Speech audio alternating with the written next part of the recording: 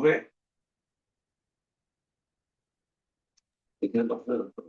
জি sir. ইয়ে দেখছো, আর কেউ দেখছো? রহমান বলছো, আর কেউ বলবে? জি স্যার, দেখছি। দেখেছো? আচ্ছা, দেখলে যেটা হয় সেটা হলো ক্লাসে আহ আগ্রহটা বাড়ে এবং বোঝাটা সহজ হয়। তুমি দেখেছো যখন আলোচনা হচ্ছে তখন তো আর মনে হবে যে আমি তোরা দেখেছি, সেই সম্পর্কে আমি ধারণা আছে, আমার ধারণা। তো তোমাদেরকে আজকে ইন্ডাস্ট্রিয়াল অ্যাফেয়ার্স এর রিটেনের প্রথম ক্লাস। তোমাদেরকে আমি পুরো সিলেবাসটা দিয়েছি। এর ভিতরে আহ আজকে আমি আলোচনা করব, বোঝানোর চেষ্টা করব, যেটা আমি প্রথম দিকে করছি সেটা হলো যে সিলেবাসে কিভাবে আছে। তোমরা পড়ার সময় সিলেবাসে যেভাবে আছে সেইভাবে নিশ্চয়ই গাইড পত্র ওইভাবে পাবে না? জি স্যার। তাহলে তুমি ওইভাবে পড়া শুরু করবে। এখন এই যে আমি তোমার international affairs, Bangladesh affairs, preliminary, তারপরে ইন্টারন্যাশনাল অ্যাফেয়ার্স এর প্রিলিমিনারি। আসসালামু আলাইকুম ওয়া রাহমাতুল্লাহ। ধন্যবাদ। তোমার কি বলে যে বাংলাদেশ অ্যাফেয়ার্স এর রিটেনের সিলেবাস নিয়ে আলোচনা করেছি। সেখানে আছে 16টা, 16টাকে আমি 7টা চ্যাপ্টারে 7 ভাগে ভাগ করেছি এবং সেখানে কি কি বিষয় আসবে সেগুলো সব সেখানে দেওয়া হয়েছে। এগুলো তোমরা আমি আশা করছি মে মাসের শেষের দিকে তোমরা এই রিটেনের বই দুটা পেয়ে যাবে। তো কাজেই ওই সময় পর্যন্ত তোমরা অন্তত এটা একটু প্রিন্ট করো, যাতে তোমার ক্লাসে বুঝতে সহজ হয়। তো যেটা বলছিলাম সেটা হলো লিডারশিপ অ্যাফেয়ার্স এর তোমার 100 নম্বরের পরীক্ষা। এই পুরো সিলেবাসটা 3টা সেকশনে ভাগ করা আছে।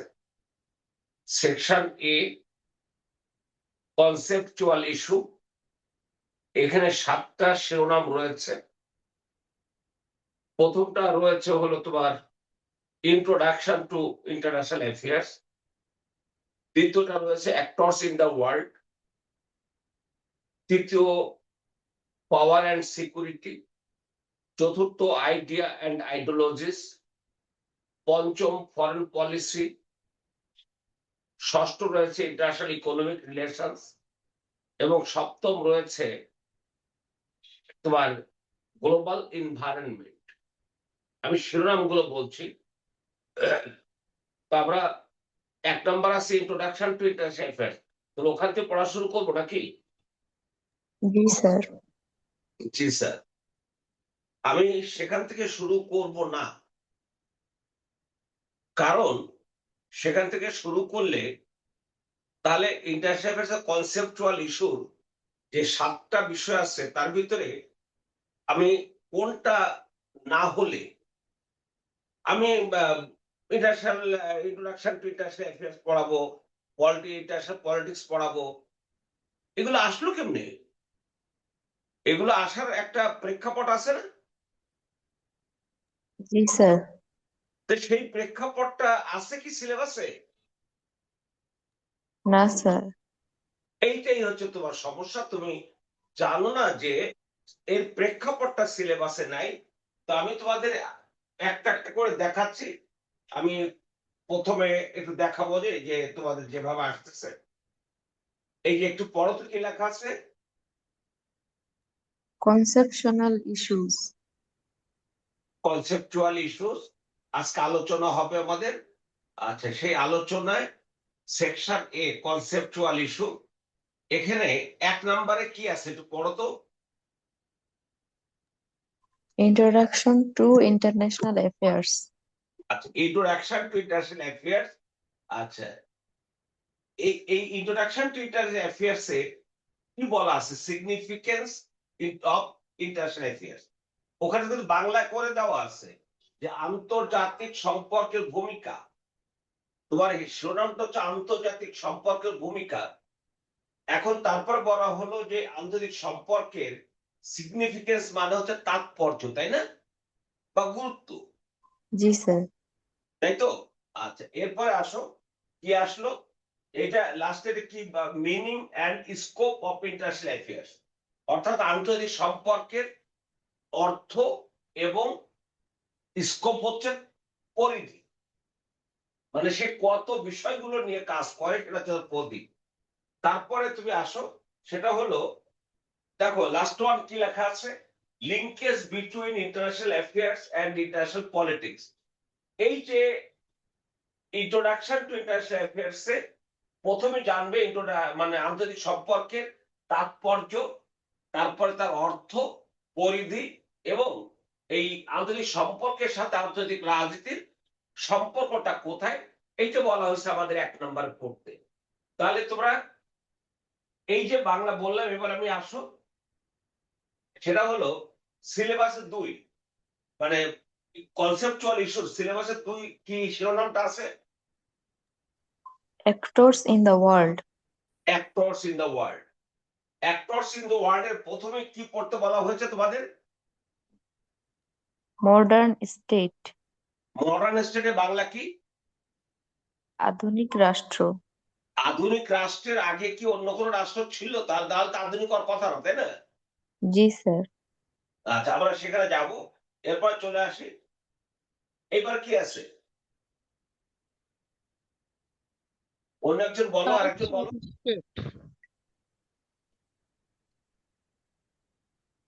পড়া যাচ্ছে না? পড়তে অসুবিধা হচ্ছে? না স্যার। তো পড়ো। টাইপস অফ স্টেট, এটা হলো রাষ্ট্রের ধরন, রাষ্ট্র কত প্রকার হয় সেটা তোমাদের বলা হয়েছে। এরপরে দেখো কি আছে, সভরেন্টি, সার্বভৌমত্ব কার জন্য? সার্বভৌমত্ব কনসেপশনটা এটা রাষ্ট্রের জন্য, তাই না? জি স্যার। জি স্যার। তারপরে দেখো এটা কি আছে, বা নন স্টেট অ্যাক্টর, অর্থাৎ রাষ্ট্র সে হলো, ওই যে বলা হলো যে অ্যাক্টরস ইন দ্য ওয়ার্ল্ড, এখানে রাষ্ট্র হলো মানে বিশ্বের অ্যাক্টর, মানে আমরা বাংলায় বলি কারক, বা যে কাজ করে, অভিনয় করে, আমরা বলি ও সিনেমায় সিনেমার অ্যাক্টর, অ্যাক্টরেস ইত্যাদি ইত্যাদি। এখানে অ্যাক্টর বলতে অভিনেতা নয়, এখানে অ্যাক্টর বলতে কারক বোঝাবো, অর্থাৎ বিশ্বে কাজ করে কারা। সিনেমায় যেমন নায়ক নায়কেরা কাজ করে, নাটকে যেমন এই নাট্যকর্মীরা কাজ করে, বিশ্বে ওয়ার্ল্ডে কাজ করে হলো রাষ্ট্রগুলো। যেমন জাতিসংঘে যারা সদস্য তারা কি রাষ্ট্র না অন্য কিছু? অরাষ্ট্রীয় স্যার। রাষ্ট্ররা জাতিসংঘে যারা কাজ করে,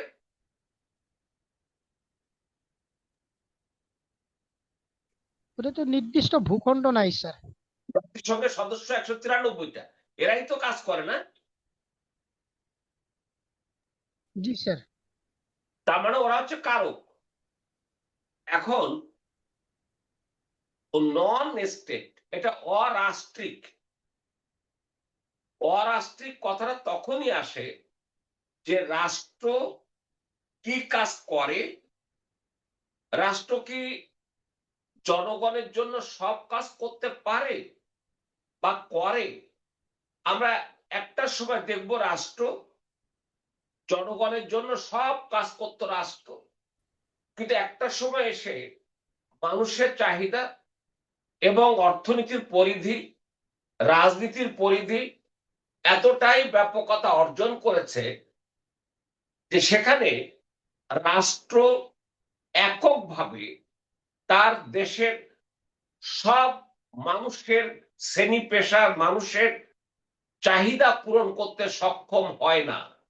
তখন সেখানে এগিয়ে আসে অন্য কোনো একটা বিষয়, যেমন ধরো আমাদের বাংলাদেশে আহ কি বলবো যে আন্তর্জাতিক সংগঠন আমাদের বাংলাদেশে বিভিন্ন কাজ করে না, আমাদেরকে ঋণ দেয় না, অথবা এনজিও তারা কি স্কুল স্কুল করে না, ক্ষুদ্র ঋণ দেয় না,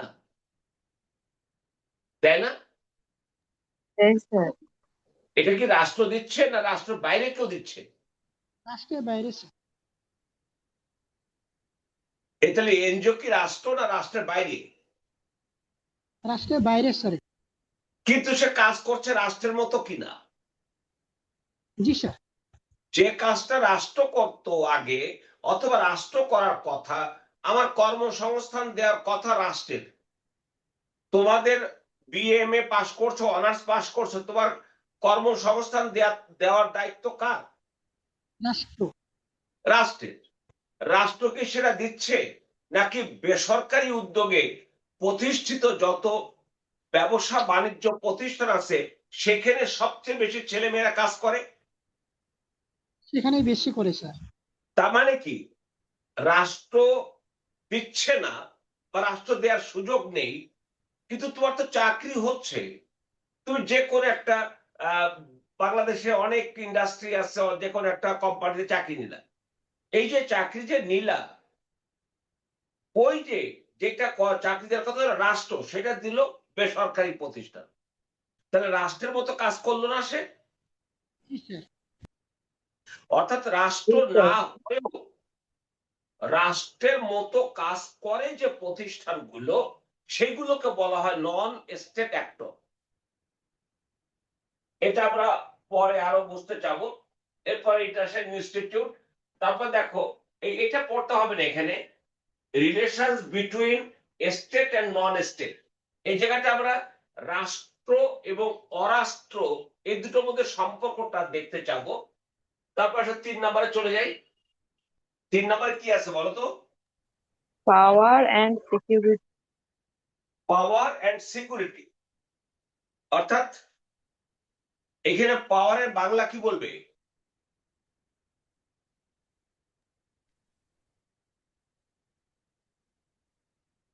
স্যার ক্ষমতা বলবো। ক্ষমতা। ক্ষমতা। পাওয়ার মানে শক্তিও তো বলে না, এখানে শক্তি না বলে ক্ষমতা বলবে। যেখানে ক্ষমতা থাকে সেখানে নিরাপত্তার প্রশ্নটা আসে। ক্ষমতা নাই, নিরাপত্তার প্রশ্ন আসবে না। যখন দুইটা পক্ষ থাকে তখন একটা পক্ষ চায় তার চেয়ে উপরে উঠতে, তখন আর একটা পক্ষ মনে করে আমি নিরাপত্তার মধ্যে হীনতার মধ্যে পড়ে গেলাম, তখন সে নিরাপত্তার বিষয় নিয়ে কাজ করে। অর্থাৎ যেখানে পাওয়ার সেখানে সিকিউরিটি কনসেপশন থাকবে। এইটা দেখো কি আছে এবার। প্রথমে আমরা পাওয়ার সম্পর্কে জানবো। পাওয়ার এটা একটা বিশাল ব্যাপার। জন্মগতভাবে মানুষ ক্ষমতা লোভী, এটা কি বিশ্বাস করো? জি স্যার, অবশ্যই স্যার। জন্মগতভাবে মানুষ ক্ষমতা লোভী। শব্দটা আমি যাই বলছি না কেন, এটাই সত্য। যেমন তোমরা অনার্স মাস্টার ডিগ্রি করেছো, যদি ক্ষমতায়নের সুযোগ না থাকতো, তোমার বাবা কি এত টাকা খরচ করে পড়ালেখা শিখাইতো? না স্যার। না শিখে কি করতো? ওই ওনার জমিতে তোমার ছোটকাল থেকে কাজ করাইতো। তার সামনে তো কোনো, ওই যে বলে না যে মূলা ঝুলাতে হয়, লোভ। এখন তোমার বাবা দেখতেছে যে আমার ছেলে যখন বিএমএ পাস করে যাবে, অনার্স পাস করে যাবে, এমএ পাস করে যাবে, বা বিশ্ববিদ্যালয় বা মেডিকেল যেখানেও, তারপরে সে বিশেষ পরীক্ষা দিয়ে বাংলাদেশের প্রশাসনের সর্বোচ্চ স্তরে যাওয়া যায় যে ক্যাডারে, সেখানে সে যেতে পারবে। এটা তোমার বাবার একটা ইচ্ছা না? জি স্যার। তো বাবা মা এটা চায় না? জি স্যার। জি, স্যার। কেন চায়? কারণ সুযোগ আছে। জি স্যার। আমার মেয়েটাকে যদি পড়াই, সে বিশেষ পরীক্ষা দিয়ে চাকরি পেয়ে অ্যাডমিনিস্ট্রেশনে যাবে, বড় কর্মকর্তা হবে, বাবা মা মহা খুশি হয়, তারা কি বলে যে গর্ব একটা শব্দ আছে, গর্ব। তুমি চাকরি পেলে কি গর্বিত হবে না? জি হবে। জি স্যার, অবশ্যই। কি বলো, চাকরি পেলে কি গর্বিত হবে নাকি? জি স্যার। হ্যাঁ, জি স্যার। না, গর্ব শব্দটা ভালো, কিন্তু কখনো নিজের অর্জন নিয়ে গর্ব শব্দটা ব্যবহার করতে হয় না। তুমি বলো স্যার আমি পেলে আমি খুশি হব। অমর্ত্য সেন উনি যখন নোবেল পুরস্কার পেলেন, তখন ওনার মাকে এক সাংবাদিক বলছিল যে মাসিমা আপনি নিশ্চয়ই গর্বিত। তো উনি বলছে যে কি বলছো তুমি, নিজের অর্জনে যারা গর্ব করে তারা তো আহাম্মক। আমার ছেলে নোবেল পুরস্কার পাইছে, আমি খুশি হয়েছি। গর্ব করলে তো তোমরা করবে। তুমি যখন চাকরি পাবে তখন তোমার বাবা মা গ্রামের মানুষকে বলবে, তুমি যে স্কুলে পড়ালেখা করেছো সেই স্কুলে টিচাররা জানবে যে আমাদের স্কুলের ছাত্র আজকে বিসিএস পাস করছে, তারা গর্বিত। তো আর বন্ধুরা গর্বিত। এইবার ক্লিয়ার? তুমি বলবো আমি খুশি হয়েছি স্যার, আমি খুশি হবো, গর্ব করবো কেন? গর্ব করা তো নিজের অর্জনে কখনো গর্ব করতে নেই, এটা আহাম্মকপনা। তাহলে ক্লিয়ার হয়েছে তো? জি স্যার, বুঝতে পারছি স্যার, মানে শব্দ চয়ন। তা হলো একটা মানুষকে স্বাভাবিক থাকতে, গর্বের ভিতরে এক এক ধরনের হাম্বড়মিয়া ভাব আসে না, আমি যেন সবকিছু হয়ে গেছে। এটা যখনই ভাববে তখনই তোমাকে মানুষ ভালোভাবে নেবে না। আর যখন তুমি আগে যা ছিলা চাকরি পাওয়ার পরে সেইটাই আসে, কোনো মানে তোমার চেহারা আচার আচরণে এমন কিছু পরিবর্তন লক্ষ্য করবে না। তুই এত বড় চাকরি করলো, ও তাই সেদিকে আমাদের সাথে আগের মতোই কথা বলতেছে। এই যে যে মানসিকতা, তার মানে তোমাকে ভালো বলবে। তো যাও, এখন বলছিলাম যে পাওয়ার এমন একটা বিষয় যেটা ব্যক্তি, পরিবার, সমাজ, রাষ্ট্র, বিশ্ব সব জায়গায়, আজকে রাশিয়া কি বলে রাশিয়া ইউক্রেন যুদ্ধ, সেখানে পাওয়ার এবং সিকিউরিটির বিষয় রয়েছে। আজকে ইরানকে গত বছর জুন মাসে 12 দিনের যুদ্ধ করেছে আমেরিকা এবং ইসরায়েল, সেই যুদ্ধ বিরতি হয়েছে। আবার এই বছর ফেব্রুয়ারি মাসে 28 তারিখে অতর্কিত আক্রমণ করেছে। সেই যুদ্ধের গত 7 তারিখে যুদ্ধ বিরতি হলো। 11 তারিখে ইসলামাবাদে হোটেল সেরিনাতে 21 ঘন্টা বৈঠক হলো, কোন চুক্তি উপনীত হওয়া গেল না। এরপর আমরা দেখলাম 17 তারিখে আমেরিকা নৌ অবরোধ করেছে পারস্য উপসাগরে ইরানের কোন বন্দরে, এবং ওমানের সাথে ইরানের কোন বন্দরে সে জাহাজ ভিড়তে দেবে না, অথবা ওই বন্দর থেকে কোনো জাহাজ ছেড়ে যেতে দেবে না। এই সময় গত পরশুদিন ইরান হরমুজ প্রণালী ওপেন করে দিল। তাহলে হরমুজ প্রণালী যখন ওপেন করে দিল, সেটা দিয়েছে আবার একটা কন্ডিশন যে লেবাননের সাথে ইসরায়েলের 10 দিনের একটা যুদ্ধবিরতি হয়েছে গত শুক্রবারে। ওই সুবাদে তারা হরমুজ প্রণালী সকলের জন্য উন্মুক্ত করে দিয়েছে। কিন্তু আমাদের বাংলাদেশের জয়যাত্রা আসতে পারেনি, ওরা আটকা দিয়েছে। এরপরে আমেরিকা তার অবরোধ উঠায় নাই, এই জন্য আবার গতকাল সন্ধ্যার সময় তোমার ইরান আবার হরমুজ প্রণালী বন্ধ করে দিয়েছে। আর হরমুজ প্রণালী বন্ধ হওয়া মানেই হলো, যেমন গতকাল আমাদের দেশে এর আগে ফার্নেস অয়েলের দাম বাড়ানো হয়েছে 25%, অর্থাৎ 75 ছিল 100 হয়ে গেছে। আমার গাড়িতে যে অকটেনটা ব্যবহার করে আমি এই যুদ্ধ শুরু হওয়ার পর থেকে কিনতে পারিনি। আমার লোড করা ছিল, এখন ফুল লোড করা ছিল মার্চ মাসের 2 তারিখে। তো এখন শেষের পথে আমার গাড়িটা কম ইউটিলাইজ হয়, এই জন্য ভাগ্য ভালো। তো ড্রাইভারকে পাঠাইছি, আজকে গেছিল, কালকে এই আসাদ গেটে। তো ওর গাড়ি যাবে হলো ওই যে এসে আছে আগার গায়ে চলে যেতে হবে, 4 কিলোমিটার দূরে চলে যেতে হবে। ওখান থেকে কতক্ষণে আসবে? তো যখন আজকে দাম বাড়িয়েছে, আশা করব সরকার প্রতিটা পেট্রোল পাম্পে সাফিসিয়েন্ট জ্বালানি সরবরাহ করবে। এবং আমরা আগে যেভাবে স্বাভাবিকভাবে নিতাম, দাম বাড়িয়েছে ঠিক আছে, দাম না বাড়ালে সরকার চলবে কিভাবে? কারণ আবার আবার যে দাম বাড়িয়েছে এর যৌক্তিকতাটা হচ্ছে দাম বাড়তে হবে, কিন্তু দাম বারবার বাড়াবেন কেন? এটা তো আপনার যে দামে কেনা আছে, এগুলো তো কোনো আপনি বেশি দামে কেনেন নাই। এই এখনো যে যে দামটা বাড়িয়েছে যে তেলের, সেই তেল আগে যেমন ইউনূসের শেষ অব্দি আসছে শেখ হাসিনার কিনে দিয়ে যাওয়া। এবং শেখ হাসিনা 2023 সালে আমেরিকার সাথে এলএনজি চুক্তি করে গেছে, তারপরে কাতারের সাথে এলএনজি চুক্তি করে গেছে, কাতারের একটা কোম্পানির সাথে এলএনজি চুক্তি করে গেছে 15 বছর করে। সেই চুক্তি মোতাবেক আমার তেল আসতে এলএনজি আসবে। ওই চুক্তি তো বাতিল হবে না। যেমন আমেরিকার সাথে বাংলাদেশ চুক্তি করেছে কবে? Non disclosure agreement. 9 ফেব্রুয়ারি, হ্যাঁ, ফেব্রুয়ারির 9 তারিখে। 9 তারিখে চুক্তি করেছে।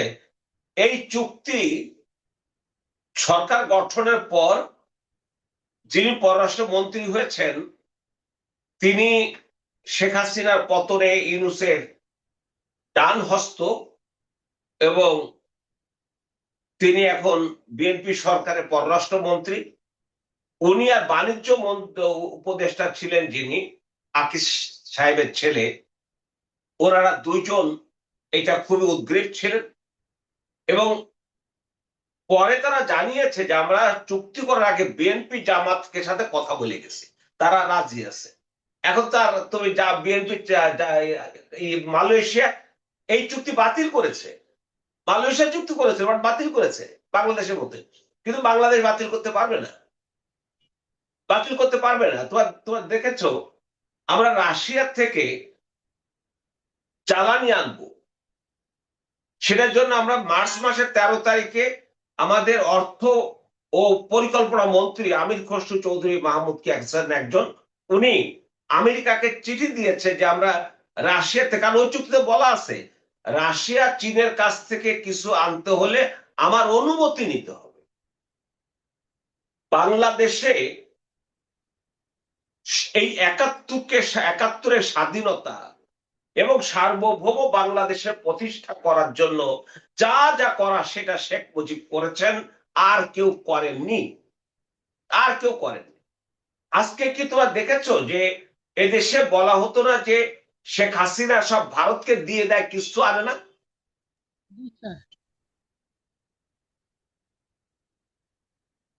শোনো নাই কেউ? জি স্যার। শুনেছো? জি স্যার, শুনছি স্যার। হ্যাঁ, এই যে শুনেছো, কিন্তু তুমি কখনো ভিতরে যাও নাই। আজকে দেখো তো 2018 সালের 2023 সালের 18 March Bangladesh Bharat friendship pipeline যখন হয়, তখন আজকে যারা ক্ষমতায় আছে এবং ক্ষমতার বাইরে আছে, এর ভিতরে অধিকাংশই সমালোচনা করেছিল এই সুড়ঙ্গ দিয়ে হয়তো ভারত তার অস্ত্র পাঠাবে, সেনাবাহিনী পাঠাবে, ও বক্তব্য কি কি বলেছিল। আজকে দেখো তো প্রমাণ হলো কিনা, এটা তো ডিজেল আনার জন্য পাইপলাইন, এবং সেই পাইপলাইন করা হচ্ছে 131 কিলোমিটার, আসামের মুলানিগড় থেকে ভারতের বাংলাদেশের দিনাজপুরের পার্বতীপুর পর্যন্ত। এর ভিতরে 346 কোটি রুপি খরচ হয়েছে, পুরোটা ভারত দিয়েছে, আমাদের কোন টাকা লাগে না।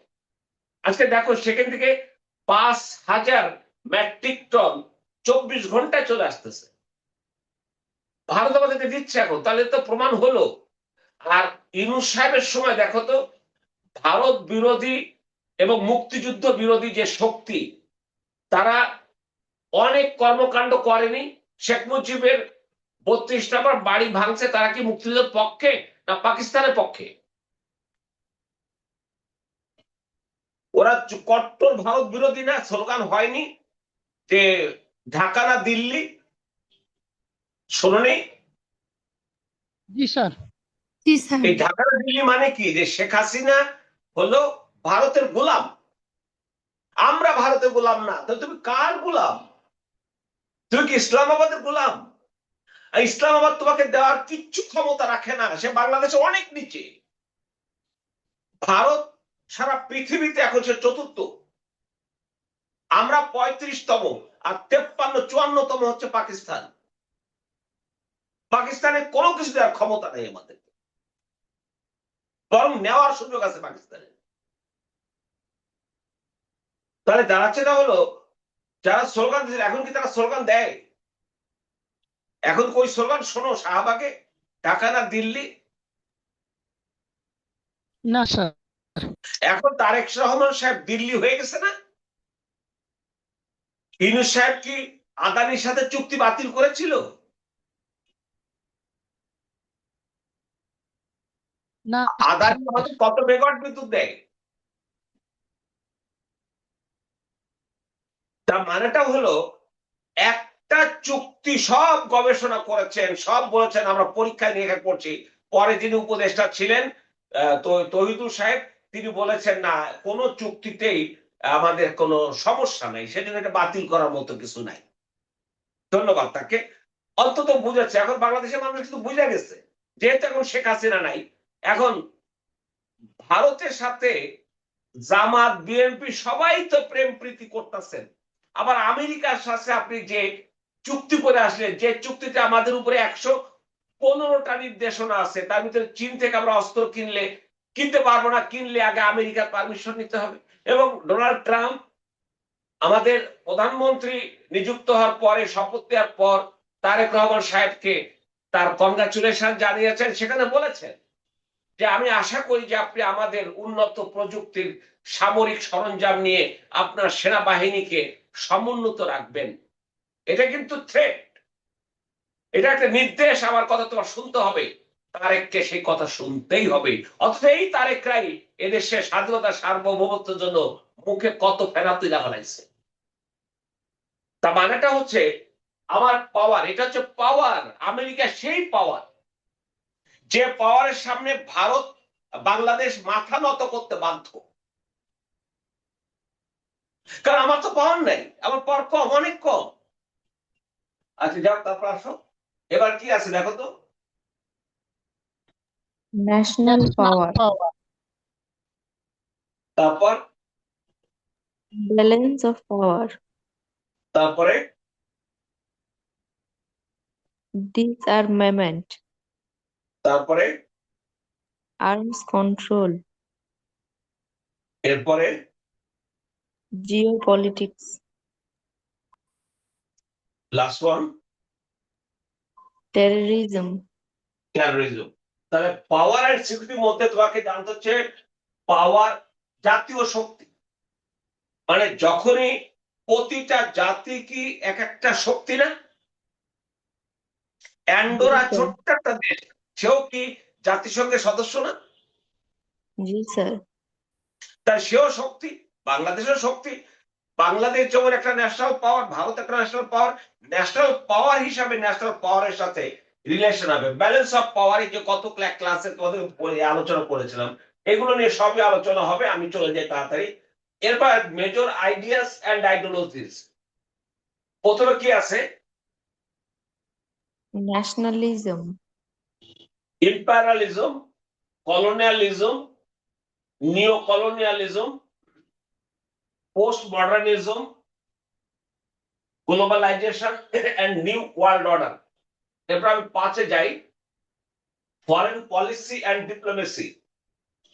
ফরেন পলিসি এন্ড ডিপ্লোমেসিতে তুমি দেখো concepts of foreign policy and diplomacy, ধারণা নেবে আর কি, এটা সহজ একটা ধারণা দেব।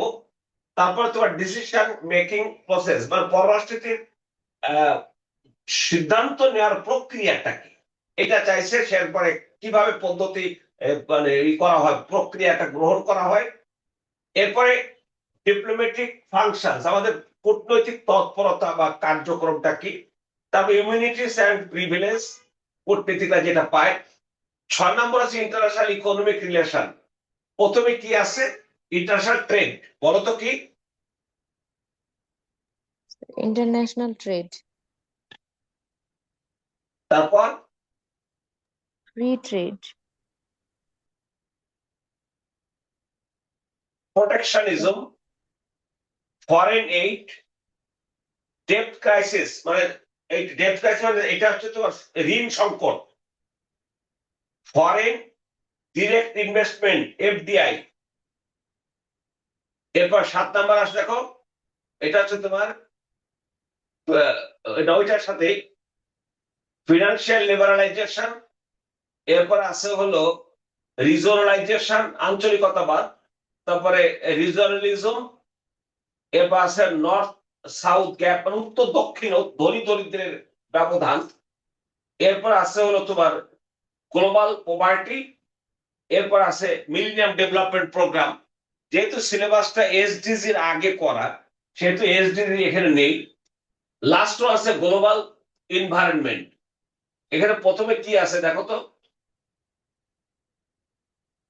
Environment issues and challenge. এরপর আছে ক্লাইমেট চেঞ্জ। তারপর আছে global warming, climate adaptation, climate diplomacy. বাস, এইবার আমি আসল জায়গায় আসলাম। তোমরা মনোযোগ শুনবে। আগামীকাল সকালবেলায় রেকর্ড থেকে আমি এখন যে কথাগুলো বলবো সেগুলো দয়া করে সবাই খাতায় লিখবে। কি লেখা আছে এখানে? Nationalism. আরেকজন বলো। ন্যাশনালিজম। ন্যাশনালিজম।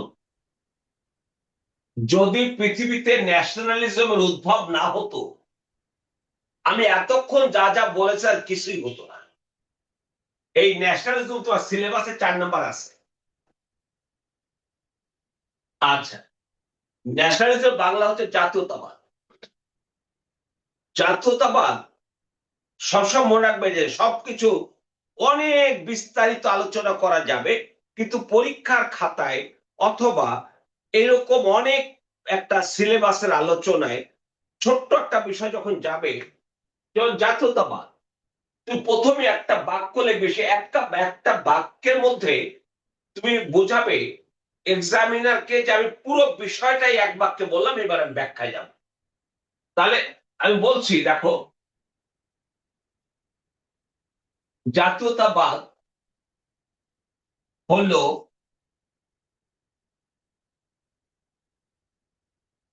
এক ধরনের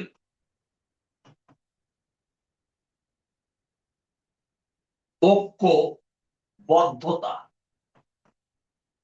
জাতীয়তাবাদ হলো এক ধরনের ঐক্যবদ্ধতা। পড়ো তো কি লাইনটা বলেছে? জাতীয়তাবাদ হলো এক ধরনের ঐক্যবদ্ধতা। আচ্ছা, এক ধরনের, তার মানে বিভিন্ন ধরনের হতে পারে। আচ্ছা, তাহলে জাতীয়তাবাদ এক ধরনের ঐক্যবদ্ধতা। আমরা যারা কথা বলছি, দেখো তো আমাদের ভিতরে এই ঐক্যের জায়গাটায় এরকম আছে কিনা? আমার ভাষা ও সংস্কৃতির ঐক্য আছে কিনা? আছে কি? জি স্যার। আর ঐক্য যে এক ধরনের মানে বিভিন্ন ধরনের হয়, তার ভিতরে প্রথমটা কি বললাম? ভাষা সংস্কৃতি। আমাদের ভাষা বাংলা ভাষা, তার ভিত্তিতে আমাদের সংস্কৃতি না? জি স্যার। জি স্যার। এই বিষয়ে আমরা বাঙালি জাতি ঐক্যবদ্ধ কিনা? জি স্যার। এই এই ঐক্যবদ্ধ মানে কিন্তু মিছিল মিটিং এর ঐক্যবদ্ধ না। যেমন আমরা বাঙালি, তো বাঙালির একটা কালচার আছে না, সংস্কৃতি আছে না? জি স্যার। জি স্যার। তুমি সেই সংস্কৃতি, আমি সেই সংস্কৃতি লালন করি না? ঠিক বোঝার চেষ্টা করো, বাঙালির সংস্কৃতি আমরা লালন করি কিনা? স্যার করি স্যার। জি স্যার। করি না? কথা কি বুঝতে পারছো না? জি স্যার করি স্যার। জি স্যার। আমরা এই জায়গাটা আমাদের একটা ঐক্য আছে না? জি স্যার। জি স্যার। এবার আসো, আমি, তুমি একটা রাজনীতি করো, সেই রাজনীতির যে আদর্শ, দেখো তো তোমার একটা আদর্শিক ঐক্য আছে কিনা। তুমি একটা আদর্শে বিশ্বাস করো, সে আদর্শ অনেকগুলো মানুষ বিশ্বাস করে না। জি স্যার। এই অনেকগুলো মানুষ ঐক্য হয়েছে না। জি স্যার। এটা হচ্ছে ঐক্য, মানে আদর্শিক জাতীয়তাবাদ। এটা হচ্ছে আমার বাঙালি জাতীয়তাবাদ, এটা হচ্ছে আদর্শিক পদ। আর বাংলাদেশের যে ভূখণ্ড, এই ভূখণ্ডের জন্য আমরা ঐক্যবদ্ধ কিনা, এই ভূখণ্ডে আমরা সবাই ঐক্যবদ্ধ কিনা। জি জি স্যার। স্যার। এই ভূখণ্ডের কোন একটা অংশ যদি ভারত দখল করে, আমরা কি সেটাকে সহ্য করব? না স্যার। না স্যার। না। অথবা ভারতের কোন জায়গা যদি আমরা দখল করতে চাই, যেমন আমরা দেখছিলাম এক ছেলে কয় ওই সেভেন সিস্টার আমরা দখল করে ফেলবো, এটা হচ্ছে অজ্ঞতার পরিচয়। এই ধরনের বড় কথাগুলো কাজ করে মানুষ, রাষ্ট্র করে, কিন্তু এগুলো মুখে বলে না। যাও, সে তার ব্যাপার। তাহলে এই যে ভূখণ্ডগত ঐক্য, ভূখণ্ডগত যখন ঐক্য হব, তখন এই বাংলাদেশের যত ভাষাভিত্তিক নৃগোষ্ঠী আছে সবাই আমরা একসাথে না। জি স্যার। এটা হচ্ছে বাংলাদেশি জাতীয়তাবাদ। এই যে আমার ভাষাগত যেটা বাঙালি জাতীয়তাবাদ, আমার এটা ভূখণ্ডগত জাতীয়তাবাদ, বাংলাদেশি জাতীয়তাবাদ, এটা আদর্শ জাতীয়তাবাদ। আমরা ধর্ম বলে একটা কথা বলি না। জি স্যার। তো জি স্যার। আচ্ছা, ধর্ম শব্দটি এখানে আমি আমি ইসলাম আদর্শে বিশ্বাস করি, আমি সনাতন মতবাদে বিশ্বাস করি, আমি খ্রিস্টীয় মতবাদে বিশ্বাস করি, আমি বৌদ্ধ মতবাদে বিশ্বাস করি। আমি এখানে ধর্ম শব্দটা কিন্তু বলিনি। কথা কি খেয়াল করেছো? জি স্যার। আচ্ছা, এই যে আমরা ধর্ম ভাবে বিভিন্ন শত শত বিভক্ত, উল্লেখযোগ্য কয়েকটাই বলছি, এদের কি এক একটা মতবাদ আছে না?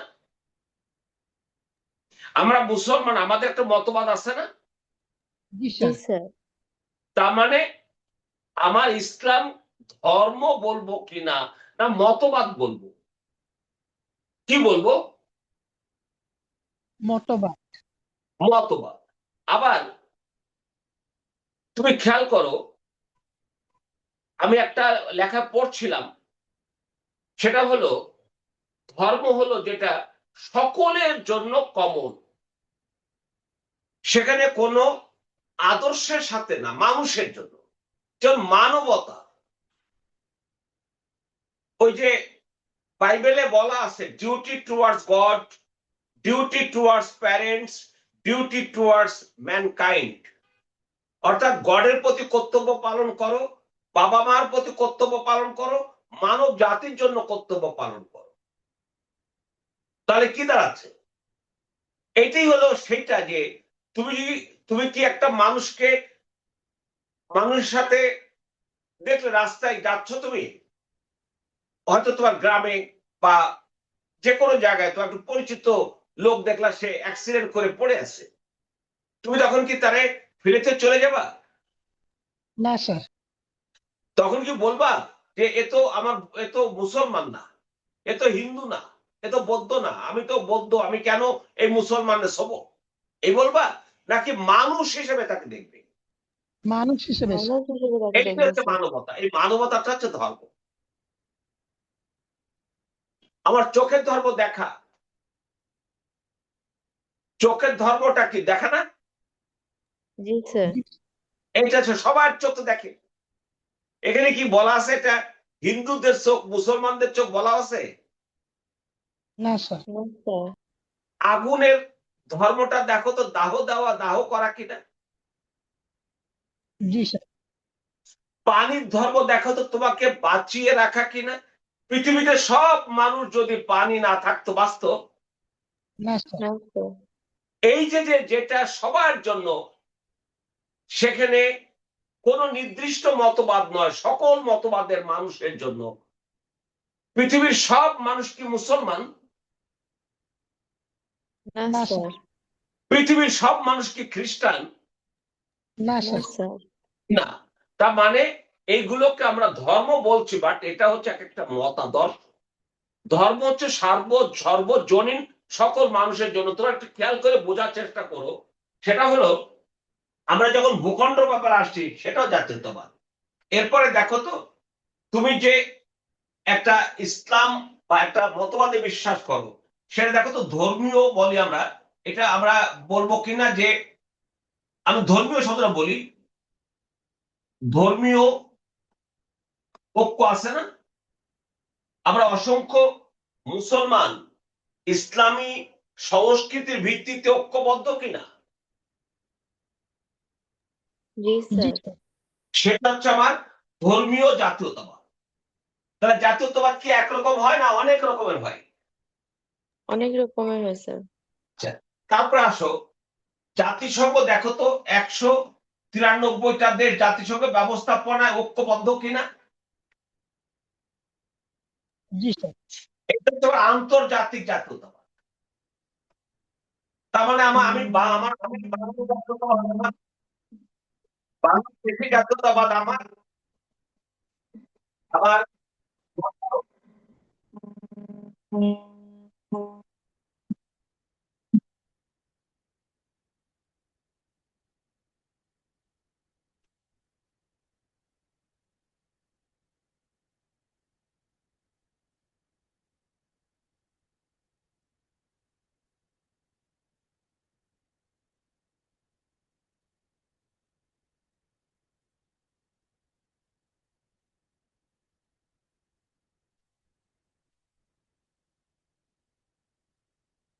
এক মিনিট। হ্যাঁ, বুঝলে? হ্যাঁ, আমি প্রায় 10টা 15টা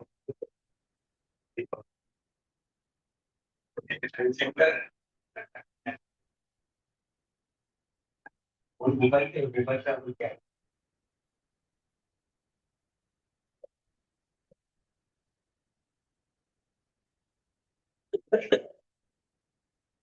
আচ্ছা, এবার আসো।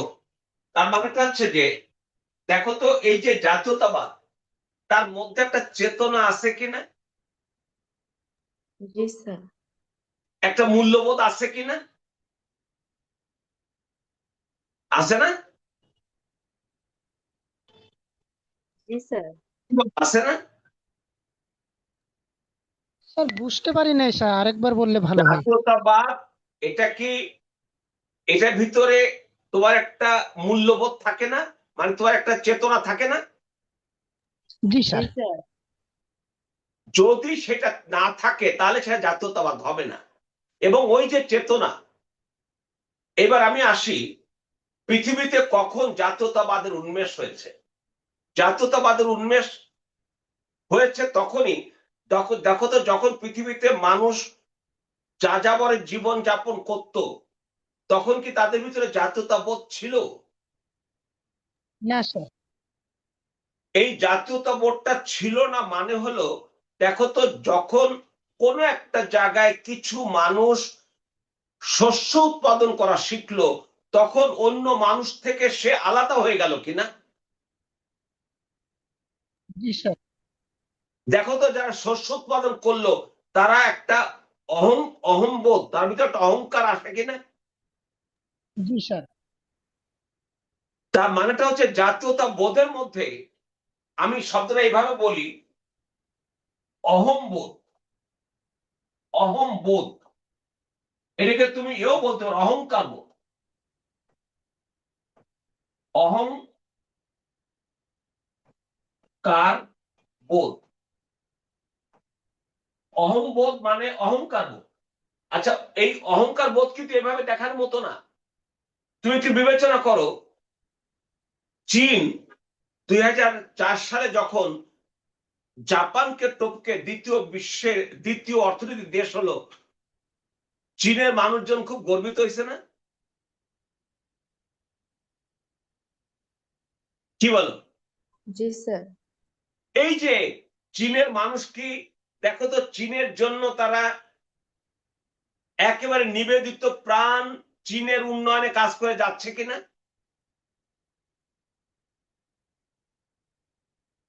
যাচ্ছে না?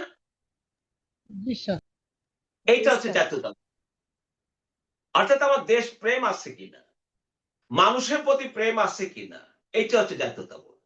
তাহলে জাতীয়তাবোধ প্রাচীন যুগে যখন হয়েছিল সেটা গ্রিক এবং হিব্রু সভ্যতায়, বিশেষ করে ইব্রাহিম আলাইহিস সালামের পুত্র সেই কি বলে যে ইসাক এবং ইসাক আলাইহিস সালাম, তাদের ভিতরে ইসাক আলাইহিস সালামের পর যার যা বংশধর, তারা জর্ডান নদীর পানি দিয়ে ওই অঞ্চলে উৎপাদন বাড়াবার জন্য সেচ ব্যবস্থা প্রবর্তন করেছিল। তাহলে কৃষি উৎপাদনের পর সেচ ব্যবস্থা যারা প্রবর্তন করলো, তারা দেখো তো নিজেদেরকে একটু আলাদা করে দেখবে কিনা? জি স্যার। জি এইটা তার স্যার। গর্বের ব্যাপার হবে না? তার অহংবোধ থাকবে না? জি জি স্যার। স্যার। আমরা কি সেই জাতি কিনা যে যারা এই রাষ্ট্রটা তৈরি করেছে বাংলা ভাষাকে রক্ষা করার জন্য ভাষা আন্দোলনের মধ্য দিয়ে 1952 21শে ফেব্রুয়ারি, যা পৃথিবীর ইতিহাসে একমাত্র নজিরবিহীন ঘটনা, এটা নিয়ে কি আমরা গর্ব করি না? জি স্যার। এই গর্বটাকে আমাকে জাতীয়তাবাদী, আমাকে আমাকে চিন্তাশীলতা, আমাকে আরো বেশি দেশের মানুষের জন্য ভালোবাসাটা উগরে দেয় কিনা? দেয় স্যার। এইটা হচ্ছে অহংবোধ, এইটা হচ্ছে অহংকার বোধ। এখন দেখো, আমাদের দেশে ওই সবেদন নীলমণি একজন ইউনূস সাহেব নোবেল পুরস্কার পাইছে। আমেরিকা প্রতি বছর যে পরিমাণ নোবেল পুরস্কার দেওয়া হয় তার মিনিমাম 50, কোন কোন বছর অ্যাবাভ 50% পায় আমেরিকা। তাহলে আমেরিকানরা কি এটা ওরা গর্ব করবে না যে আমাদের দেশ কত গবেষণা করে, কত আবিষ্কার করে? করবে না? এই যে যত কিছু আমরা ব্যবহার করছি, তুমি এই কি বলে যে ফেসবুক বলো, কোথায় আবিষ্কার হয়েছে? আমেরিকা। আমেরিকায়। আজকে সারা পৃথিবীর 350 কোটি মানুষ সেই ফেসবুক ইউটিলাইজ করে। তাহলে যে ফেসবুকের প্রতিষ্ঠাতা যেই হোক না কেন, আমেরিকান হিসেবে একজন সে গর্ববোধ করে কিনা যে আমার আমেরিকায় উদ্ভাবিত? আমার কি বলে যে বিল গেটস কি তৈরি করেছে?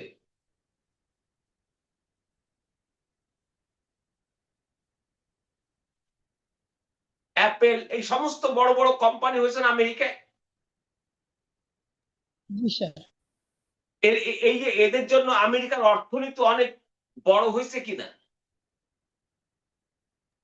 জি স্যার। সারা বিশ্ব থেকে আমেরিকায় টাকা যাচ্ছে কিনা প্রতি সেকেন্ডে? জি স্যার। তাহলে দাঁড়াচ্ছে নাকি তাদের জাতীয় আয় বাড়াচ্ছে, তার জন্য তাদের একটা অহংকার বোধ থাকবে। তাহলে এবার আসো, এইবার আমি আসি আধুনিক জাতীয়তাবাদ। আমি প্রাচীনকালে জাতীয়তাবাদ বলে কিছু তথ্য বললাম। আমি এবার আধুনিক জাতীয়তাবাদের উন্মেষ ধরা হয় কখন জানো? সেটা ধরা হয় 1492 থেকে। আধুনিক জাতীয়তাবাদ,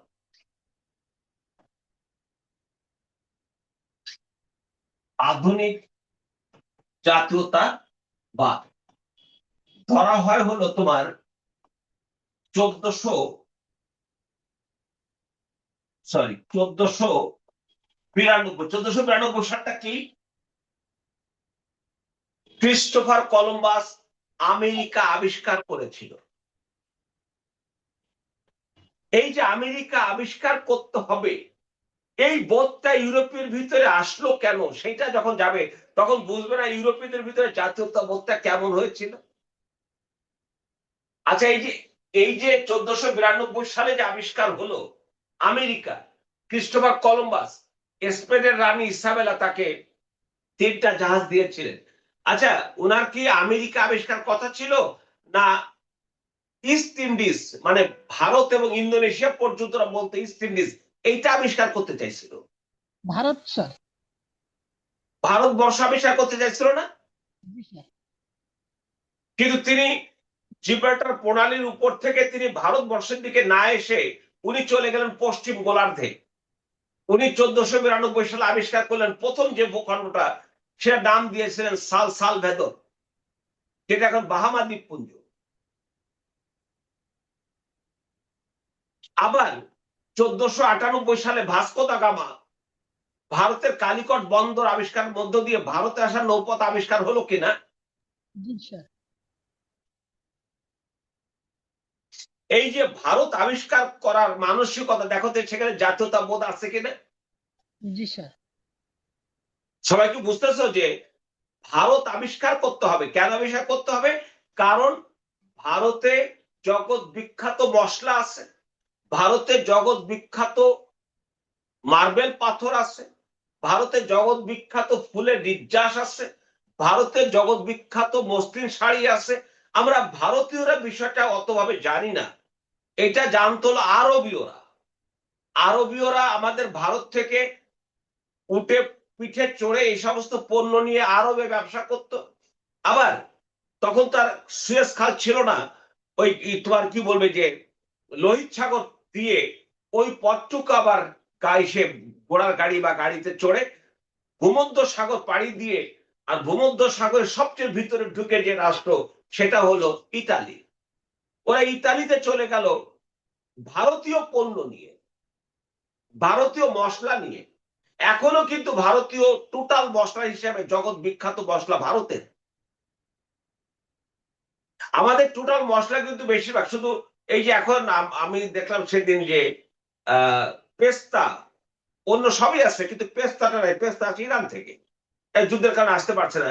যেটা ছিল 2500 থেকে 3,000 টাকার মধ্যে দাম, সেটা 4,000 টাকা হয়েছে, পাওয়া যায় না। আমি একটা জায়গায় পাইছি নিউ মার্কেটে, যে এটা আমি তোমাদের আন্টি খাই সকালবেলায়, কাঠবাদাম খাই, এটা খাই, এগুলো খাই। তো যাক, যেটা বলছিলাম সেটা হলো এই লোভে তারা এসছিল। তার মানে একটা লোভ থাকতে হবে না, এই লোভে তারা এসছিল।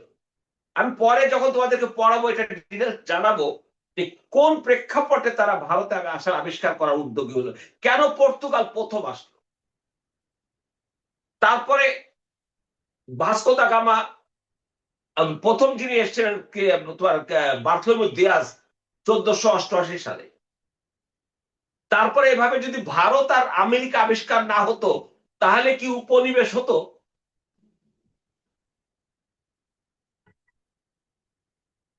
না স্যার। করো, ইউরোপীয়রা আবিষ্কার করতে চেয়েছিল কোন ভূখণ্ড?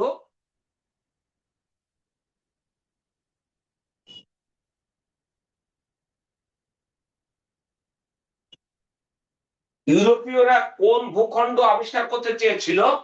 ভারত স্যার। ভারত।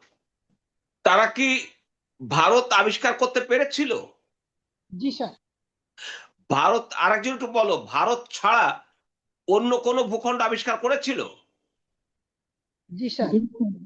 আরেকজন একটু বলো, কোন কোন জায়গা জি আবিষ্কার স্যার। করে ফেললো? 1492 সালে আবিষ্কার হলো কোনটা? আমেরিকা। জি স্যার। তাহলে আমেরিকা আবিষ্কার করলো কে? Christopher Columbus. আর ভারত আবিষ্কার করলো কে? Vasco da Gama.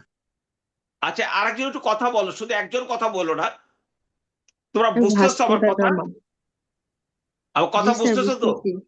জি স্যার। আচ্ছা, এই যদি ভারত এবং আমেরিকা আবিষ্কার না হতো তাহলে কি ইউরোপীয়রা এসে এখানে উপনিবেশ গড়ে তুলতে পারতো? না স্যার। আর উপনিবেশ গড়ে তোলার পর দেখো তো শিল্প বিপ্লব কোথায় হয়েছে? যুক্তরাজ্যে স্যার। ইউরোপে। জি স্যার। ইউরোপে প্রথম শিল্প বিপ্লব সূচনা করেছে ব্রিটেন, জেমস ওয়াট বাষ্পীয় ইঞ্জিন স্যার। ট্রেনের ব্যবস্থা করে, তাই না? জি স্যার। এটা তারা করলো কিভাবে, আমরা কেন করতে পারলাম না? এটা ছোট্ট গল্পটা শুনে নাও। সেটা হলো, আমি যখন ঢাকা বিশ্ববিদ্যালয়ে পড়ি তখন মিরপুরে আমার এক ভাগনাকে বুবু বললো ওর একটু পড়া, তাই আমি ওকে পড়াতাম। আমার দুলাভাই খুব আদর করতো। তো একদিন দুপুরে খাওয়া দাওয়া করে তো দুলাভাই কাছে বয়, তারপরে কয়েকটা রেস্ট শুয়ে থাক তার পাশে। তা গল্প করতেছে, ফারুক তুমি যতই এমএ পাস করো টাকা নাই তো বুদ্ধি নাই। যিনি আমার বলতেছেন তেনা 47 সালে আমাদের ধর্ম আত্মীয়, 47 সালে ওনারা মুর্শিদাবাদ থেকে দেশে আসা। উনি কি কি কাজ করেছিল গল্প আমি যাচ্ছি না। তিনি সিগনেচারটা কোন রকম করতে পারেন। তখন তিনি বহু কোটি টাকার সম্পত্তির মালিক। কিন্তু তার শুরুটা ছিল একেবারেই অন্য রকমের। যখন তার টাকা হইছে তখন তার বুদ্ধি বাড়ছে, বুঝছো? কথাটা ঠিক কিনা দেখো তো, টাকা নাই তো বুদ্ধি নাই। জি স্যার। আর টাকা থাকলে বুদ্ধি আছে কিনা? জি স্যার। আছে স্যার। সেই বুদ্ধি দেখো তো, টাকায় টাকা আনে একটা কথা আছে না? জি স্যার। টাকায় টাকা আনে। তাহলে আমাদেরকে শোষণ করে টাকা নিয়ে গেল ইউরোপীয়রা। তাহলে এখন টাকা আমাদের হাতে নাই, কাদের হাতে আছে? ইউরোপীয়দের হাতে। এই জন্য তাদের মাথায় বুদ্ধি আইছে, সেজন্য বুদ্ধি খাটায় তারা অনেক কিছু করে ফেলাইছে। ওই যে করা হলো তার মধ্য দিয়ে শিল্প বিপ্লবের ফলে দেখো তো, যারা উপনিবেশ গড়ে তুলেছিল, যে ব্রিটেন বলো, ফ্রান্স বলো, জার্মানি বলো, ওদের ভিতরে একটা প্রচন্ড প্রতিদ্বন্দ্বিতা এবং দ্বন্দ্ব ছিল কিনা? জি স্যার। ওইটাকে বলা হয় সাম্রাজ্যবাদ, ইম্পারালিজম। 4 নাম্বার পড়েছো? তাহলে আমি যদি জাতীয়তাবাদ না পড়ি, তাহলে আমি ভারত এবং আমেরিকা আবিষ্কারের কথা জানতে পারবো না। আর আমেরিকা ভারত আবিষ্কার হয়েছিল বিধায় কলোনিয়ালিজম বা উপনিবেশবাদ হয়েছিল। আর উপনিবেশবাদের পরে শিল্প বিপ্লবের ফলে হয়েছিল তোমার ইম্পেরিয়ালিজম বা সাম্রাজ্যবাদ। আর সেই যে উপনিবেশবাদ যখন হলো, তখন কি সেই উপনিবেশ থেকে মুক্ত হওয়ার জন্য আমেরিকা 1775 সালে যুদ্ধ করে 1781 সালে তারা যুদ্ধে জয়ী হয়েছে কিনা? জি স্যার। আমেরিকা যদি সেদিন উপনিবেশ থেকে মুক্ত না হওয়ার জন্য যুদ্ধ না করতো, আমরা কি 71 সালে স্বাধীন হতে পারতাম?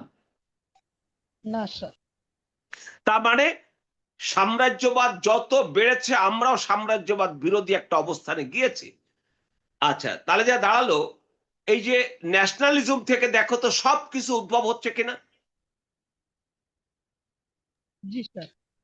যখন আমেরিকা হলো, তারপরে যখন 1789 সালে ফরাসি বিপ্লব হলো, রাজতন্ত্র থেকে প্রজাতন্ত্রে আসলো, তারা দ্বিতীয় সংবিধান হলো, আমেরিকার প্রথম সংবিধান হলো।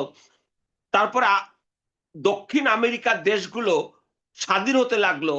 দ্বিতীয় বিশ্বযুদ্ধের পর আমাদের এশিয়া এবং আফ্রিকা থেকে দেখো তো উপনিবেশ বিলোপ করে আমাদেরকে স্বাধীনতা দেয়া হয়েছে কিনা? জি স্যার। স্বাধীনতা দেয়া হয়নি। জি স্যার। স্বাধীনতা দিয়েছে, কিন্তু শৃঙ্খল মুক্ত করেছে? না স্যার। এই যে আসে বা তোমরা 1944 সালে যখন দ্বিতীয় বিশ্বযুদ্ধ হয়, ব্রেটেন উড কথাটা শুনেছো? জি স্যার। ওই সময় তারা আইবিআরডি আইএমএফ করেছিল, আর একক বিশ্ব বাণিজ্য। দেখো তো, আমাদেরকে ঋণ দিয়ে শৃঙ্খলিত করে রাখার জন্য তারা আইএমএফ এবং আইবিআরডি করেছিল। তারপর অনেকগুলো হয়েছে, আইডিয়া হয়েছে, আইএফসি হয়েছে, মিগা হয়েছে, মোট 5টা হয়েছে। এখন যেটা দাঁড়ালো, দেখো তো, এখন আমাদেরকে ঋণ দিয়ে, ঋণের কন্ডিশনটা হলো যে তুমি আমার মতাদর্শের বাইরে যেতে পারবে না। যদি যেতে চাও তাহলে আমার ঋণের টাকা সঙ্গে সঙ্গে দিতে হবে। আমরা দিতে পারবো না। তাহলে আমাকে স্বাধীনতা দেওয়া হলো। আমরা যখন স্বাধীন হয়েছি 47 সালে, তখন কি আমাদের অবকাঠামো ছিল? না স্যার। আমাদের কোনো বিদ্যুৎ ব্যবস্থা ছিল? শিল্প কারখানা ছিল? না স্যার। কিছুই ছিল না। এইরকম একটা স্বাধীন হলে সে স্বাধীনতা ধরে রাখবে কিভাবে? এই জন্য তারা বললো যে ওরা যে স্বাধীনতা দেওয়া হয়েছে, ওরা যদি আবার সমাজতন্ত্রের দিকে যদি না যায়, তার জন্য ওদেরকে আমরা টাকা দেব, টাকা দিয়ে ঋণ দেব, ঋণ দিয়ে ওদেরকে আমাদের সাথে আটকে রাখবো। এই যে দ্বিতীয় বিশ্বযুদ্ধের পর ঋণ দিয়ে আমাদেরকে আবদ্ধ করে রাখার যে প্রক্রিয়া, সেটাকে বলা হলো নিও কলোনিয়ালিজম। ওই 4 নম্বরে আছে। তাহলে আমি দেখো তো, এই জাতীয়তাবাদ যদি না হতো, তাহলে কি আধুনিক রাষ্ট্র হতো? না স্যার। তাহলে রাষ্ট্র হতো না। আর রাষ্ট্র যদি না হতো, তাহলে কি আন্তর্জাতিক রাজনীতি হতো? না স্যার। আন্তর্জাতিক, আরেকজন একটু কথা বলে, একজন শুধু বলো না, সবাই একটু কথা বলো। আন্তর্জাতিক রাজনীতি যদি না হতো তাহলে কি প্রথম বিশ্বযুদ্ধ হতো? হতো না। আর প্রথম বিশ্বযুদ্ধ না হলে লিগ অফ নেশনস হতো? না স্যার। ওই লিগ অফ নেশনস হচ্ছে তোমার এক number introduction to international affairs. অর্থাৎ আন্তর্জাতিক সম্পর্ক হলো বিশ্ব সংস্থা, বিশ্ব ব্যবস্থা, আর আন্তর্জাতিক রাজনীতি হলো একটা দেশের সাথে একটা দেশের সম্পর্ক। বাংলাদেশ ভারত, বাংলাদেশ আমেরিকা সম্পর্ক হলো আন্তর্জাতিক রাজনীতি। বাংলাদেশ জাতিসংঘ, ন্যাম, কমনওয়েলথ সম্পর্ক হলো আন্তর্জাতিক ব্যবস্থাপনা। তাহলে এবার ক্লিয়ার যে এই জাতীয়তাবাদ থেকে সব উন্মেষ ঘটতেছে। রাষ্ট্র বলো, সেই রাষ্ট্র হলো, আগে তুমি রাষ্ট্র হলো না, তুমি প্রথম বলছো ইন্টারন্যাশনাল, কি বলে যে introduction to international affairs. International affairs তো আগে হয়নি, আগে ইন্টারন্যাশনাল পলিটিক্স হয়েছে। তো সেই পলিটিক্সটা কিভাবে ইন্টারন্যাশনাল অ্যাফেয়ার্স বানালো সেটা আমরা দেখব। তারপর ধরো যে তোমার পাওয়ার, যদি ন্যাশনালিজম না হতো, রাষ্ট্র হতো, রাষ্ট্র না হলে কি পাওয়ার কথাটা আসতো?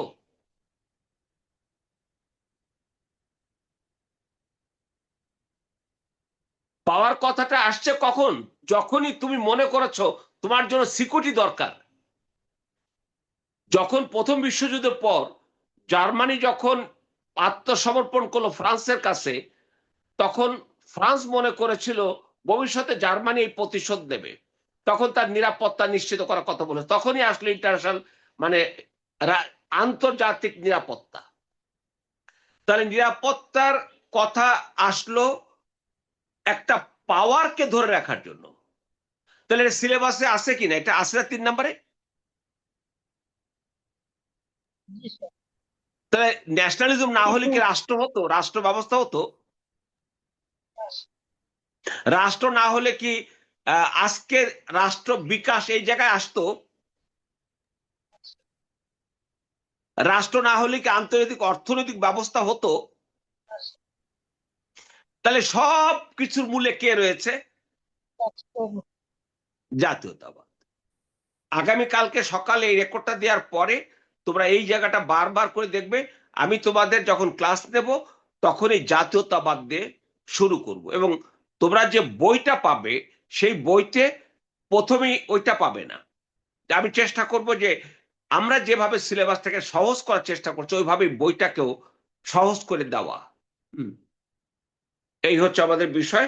তোরা কেউ কোনো প্রশ্ন করবে? স্যার ওই যে স্যার বলছিলেন নর্থ সাউথ গ্যাপ, স্যার এই হ্যাঁ, জিনিসটা আমি আসলে এটা হলো উত্তর দক্ষিণ ব্যবধান, ধনী এবং দরিদ্রের মধ্যে ব্যবধান, গ্যাপ। অর্থাৎ যারা পুঁজিবাদী বিশ্ব, যারা পশ্চিমা বিশ্ব, এদেরকে বলা হয় ধনী বিশ্ব। আর দক্ষিণ বলতে আসলে বোঝানো হয়েছে হলো ভূগোলের দক্ষিণ না। অর্থাৎ তোমার পশ্চিম বলতে একটা ভূগোলের দিক আছে, কারণ ইউরোপের পশ্চিম অংশে এই শিল্প বিপ্লব হয়েছে, বুঝতে পেরেছো? তো সেটা একটা বিষয় আছে, এছাড়া আর কিছু নেই। তো ঠিক আছে, আগামী নেক্সট ক্লাসে দেখা হবে। ভালো থেকো সবাই, খুদা হাফেজ। আসসালামু আলাইকুম। আসসালামু আলাইকুম।